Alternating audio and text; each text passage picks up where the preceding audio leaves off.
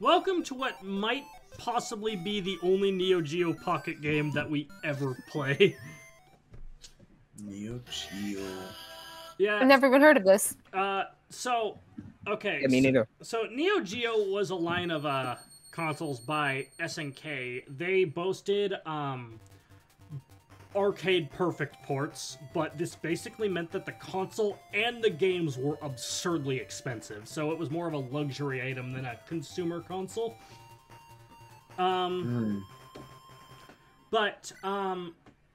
Basically, they made a handheld system, and then they made a color variation almost immediately afterward.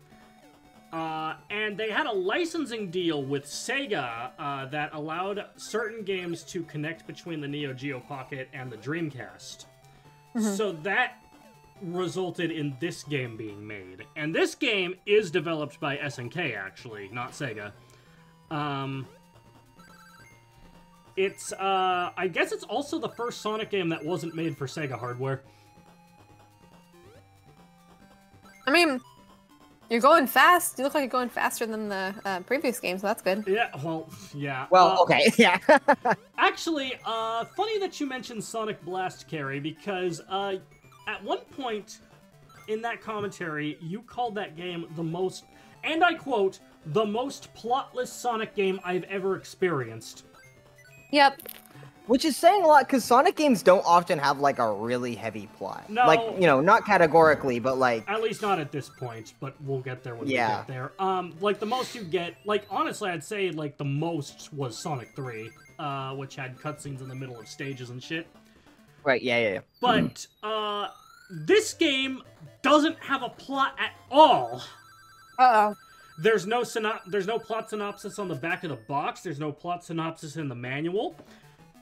This is actually just a 2D Sonic game, and I feel like the most appropriate way to describe it is that it's Sonic 2 Lite. That's a good-looking half-pipe. Yeah, the special stage is the Sonic 2 half-pipe. Many of the stages, while they have original names, and original boss fights for that matter, have a lot of just aesthetical and design logistics from Sonic 2. Like, this first stage, Neo South Island, it has very Green Hill Zone looking aesthetics, but the level design is very Emerald Hill from Sonic 2. I gotta tell you, I do like how you come up on those turns. Yeah. I think it looks nice for what it is. This is very beat for beat the Sonic 2 one, except on 8-bit hardware instead. Handheld 8-bit hardware, no less.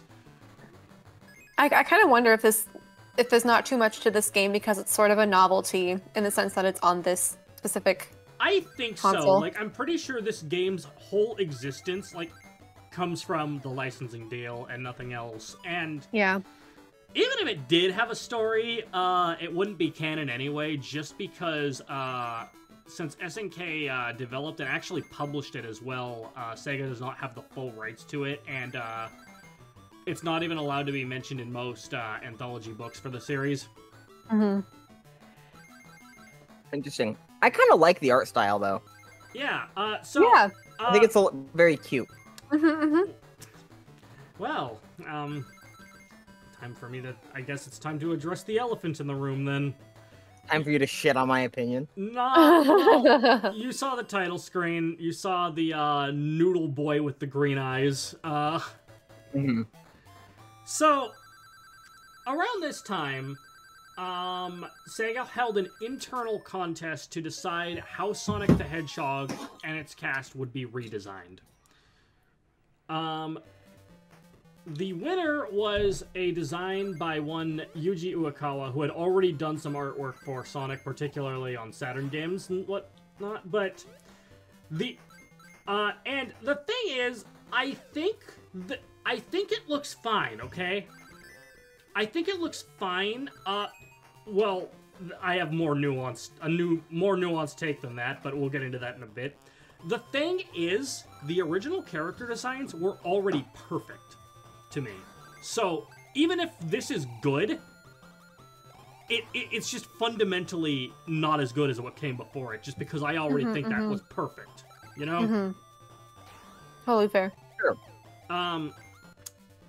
But I think it looks good. I think it looks good for what it is. They have a graffiti thing going on, which looks real nice. I went back just because I wanted to do the Sonic CD thing right there. But yeah, I think it looks good for what it is. It's just that, and yeah, it's like it nails the graffiti aesthetic quite well. The problem comes with the later artwork in that art style, where they take away the super like free-flowing graffiti look and make it stiff as shit. Yeah, that would be... I also don't care for the 3D models either, because, I don't know, something about Sonic's face on those models looks like super punchable, I guess. Punchable! I thought, I love the giant hammer that slams at a routine rhythm. Oh my gosh, that's so great. But anyway, it's worth addressing. I think that they were already a ways into this game when Sega ordered the redesigns, because Eggman is using his original design in this boss fight. Oops. And Sonic has his and Sonic has green eyes here. They're kind of hard to see with the CRT filter, but he has his original. You can make them out. But like, he still has his original proportions in his in-game sprites. I thought the 8-bit Angel Island remix was pretty good. Yeah. That Oh yeah, that's another thing. All of the music in this game comes from Sonic 3. Pretty good instrumentation for 8-bit too. except for Act 1, that was the theme of Sonic World from Sonic Jam, which is also the menu theme from Sonic Origins. It was reused for that. Anyway, the big thing about the art, and the reason why it changed, or at least the reason I believe it changed to become more stiff, is because with the original artwork for like this game, Sonic Adventure, Sonic Advance, that stuff, like basically everything up to about 2001, the line art was done by one Satoshi Okano, who is really the one who had the graffiti look going. He also did the artwork for Sonic 3D Blast, which also has that vibe about it. Yuji Uekawa just kind of did the finishing touches on it, but afterwards he would do he'd do everything regarding the art, and I think that might be the reason why it's stiffer. I don't know. The worst stuff, though, is that a few of the... I really hate to say this about a professional artist, especially since we don't have evidence of this, but a few of the most recent artwork that has come from Uekawa almost looks like he traced over 3D models. Oh man, I love juicy Sonic gossip. I'll post a few examples in the chat, but we'll have more cheery conversations next time on Junpro comes.